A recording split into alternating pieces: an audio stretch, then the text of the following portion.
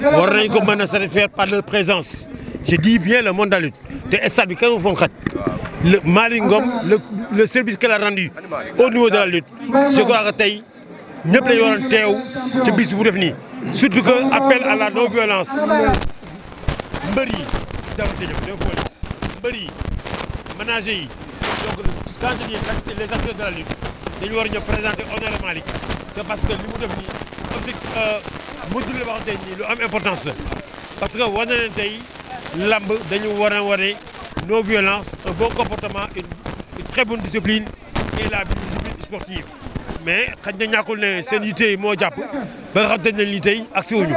mais c'est une première mais c'est une réussite totale parce que quand il arrive à rassembler les acteurs de la lutte ñu bokk un terrain de football je crois que tey mérite la boo xam te ni les promoteurs sont là les lutteurs sont là les journalistes sont là comment dire encore les promoteurs sont là je dis donc l'ensemble des acteurs donc tey war nañu mën a wane le CNG ici présent ñoom war nañu mën a tey le président Meïssa def le président Bira Sène def tey war na ñoom Abdou Fall ñoom Assane Ndiaye ak ñeneen ñi nga xam ne gis naa leen fii tey dañu war a mën taxawal bisu Malick c'est pas bisu Malick mais bisu du monde de la lutte la tey li mu woote nii saison bi ubbi war na tey acteurs yëpp dañu war a tey suba dimanche bi ñu ma tasee lamb jë ñu war na kat Malick Ngom am ovation boo xam te ni tey ñëpp lañ ci kontaan Sénégal lañ ci kontaan. mais monsieur le ministre.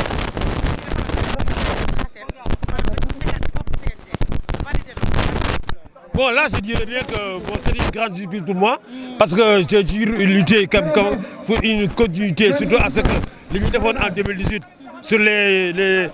concertations, nous avons une fédération. Parce qu'on en a assez quand même du fonctionnement de la lutte du CNG, parce qu'on doit pouvoir avoir un développement. Et bon,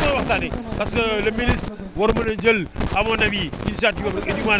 de prolonger le CNG d'un mandat de 2018 aujourd'hui 2023. Donc je crois que ça fait au moins 4 ans, voire 5 ans. Tout le monde attendait à ce que la fédération Dieu va prendre l'écurie,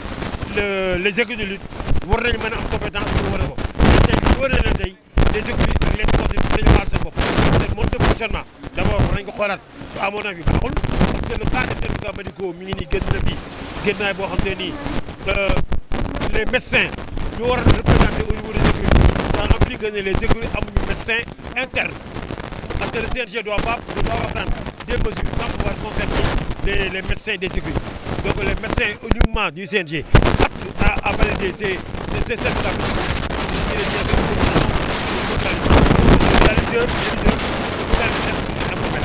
quand on continue à être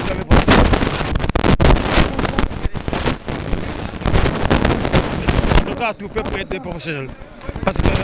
quand même assez de voir une continuité du CNG et que la mission du CNG c'est de quand même promouvoir la lutte sur toutes les formes, la lutte traditionnelle, la lutte wrestling, la lutte féminine yooyu yëpp dañu war a mën a tey bu fekkee sécurité yi amuñu seen matukaay pour mise en œuvre des écuries pour am ay lutte laaj nañ ko ci làmb donc je crois que aujourd'hui le CNG am nañu matukaay boo xam te ne tey am nañ dëgg am nañ sañ-sañ ci écurie yi parce que écurie bu ñu tooxee woon ni ñu waroon toogee wala ñu mel ni ñu waroon mel tey je crois que tey ñoom ñëpp dañu mën a nekk autour d'une table pour jëm au niveau de la fédération. Hein? Non, bien sûr, les écuries sont informelles.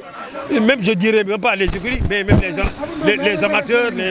les managers. Il y a pas mal de facteurs qui sont là. Il y a beaucoup de paramètres qui montrent que le monde de la lutte n'a pas encore développé. Merci beaucoup.